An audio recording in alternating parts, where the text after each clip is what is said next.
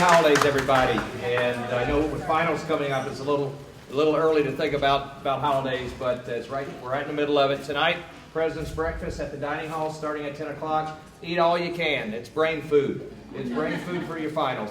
But have a wonderful, safe, happy holidays, and more importantly, do focus on your finals and then go right into holidays with a big smile on your face. So happy holidays, everybody.